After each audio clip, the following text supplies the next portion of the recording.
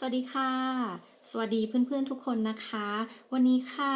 หลังจากกลับมาทำงานนะคะ ก็เหนื่อยมากเลยแล้วก็หิวมากเลยค่ะ แต่ว่ามีเมนูหนึ่งค่ะ ที่อยากจะมาแนะนำให้เพื่อนๆนะคะ ลองทำทานพร้อมๆกันนะคะ กับวันนี้เลยค่ะก็คือเมนูไก่กะทินะคะ ใส่สับปะรดนั่นเองค่ะ เรามาดูส่วนผสมกันก่อนเลยนะคะสำหรับวันนี้ค่ะ เนื้อไก่ค่ะจำนวน500 กรัมค่ะ หั่นเรียบร้อยแล้วเนาะแล้วก็สับปะรดค่ะขาดไม่ได้เลยแล้วก็หน่อไม้ค่ะกะทิค่ะพริกแกงแดงค่ะใบมะกรูดค่ะพริกสดค่ะส่วนอันนี้คือน้ำสับปะรดนะคะเราก็ใช้นะคะในการทำอาหารด้วยเช่นกันไม่ทิ้งนะคะแล้วก็ส่วนผสมนอกเหนือนะคะจากนั้นก็คือน้ำตาลปี๊บค่ะกับน้ำปลาค่ะ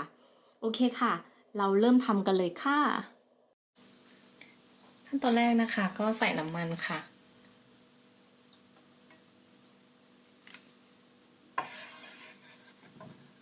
นิดหน่อยนะคะกระทะสมบุกสมบันมากค่ะกระทะเชฟกระทะเหล็กค่ะอันนี้เป็นพริกแกงแดงค่ะก็สามารถหาซื้อได้นะคะตามท้องตลาดหรือว่าถ้าบ้านไหนนะคะคุณพ่อคุณแม่มีสูตรนะคะก็ตำทานเองอันนี้คุณแม่ของเพนนะคะตำมาให้ค่ะแล้วก็แพ็คมาให้ค่ะจากประเทศไทยค่ะ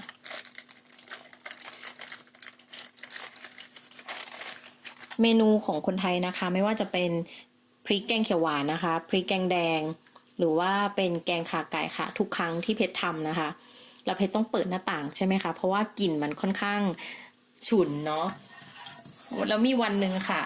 เพื่อนบ้านนะคะเขาทำสวนอยู่แล้วเพชรทำแกงเขียวหวานไม่อยากจะบอกว่าเขาจามไม่หยุดเพชรได้ยินเสียงจามประมาณ4-5 ครั้งรู้กิตติศัพท์อาหารไทยน้อยไปซะแล้วค่ะแต่ทุกครั้งที่ทำนะคะก็จะเปิดหน้าต่างค่ะระบายอากาศหรือว่าเปิด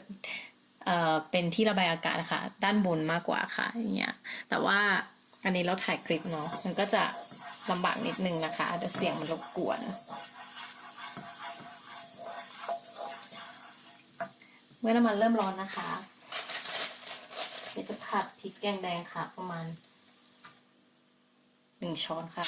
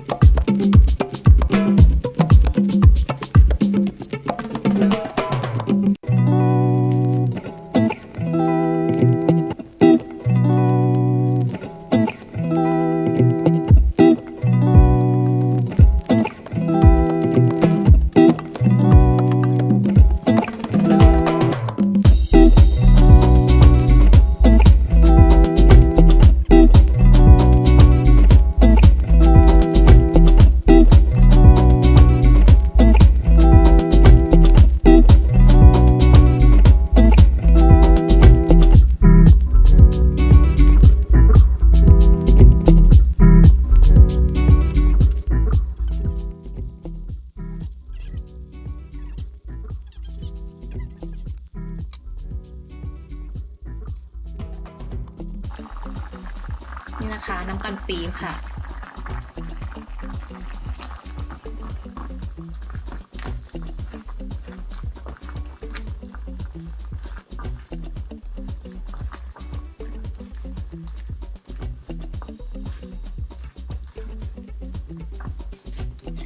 แล้วก็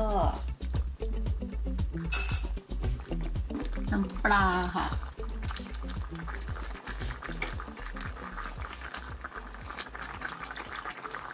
ลองก่อนเนาะ1 ช้อน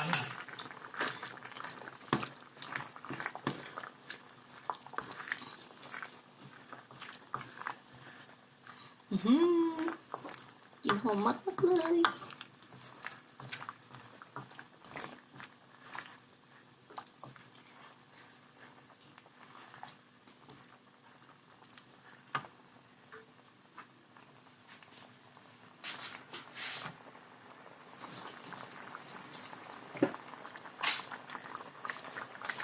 เสร็จแล้วก็ชิมค่ะ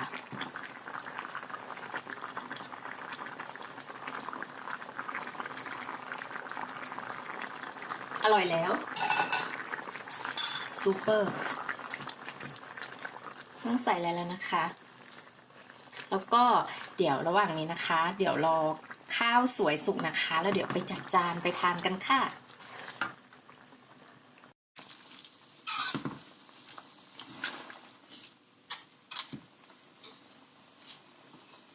เสร็จแล้วนะคะเราก็จะมาเสิร์ฟนะคะ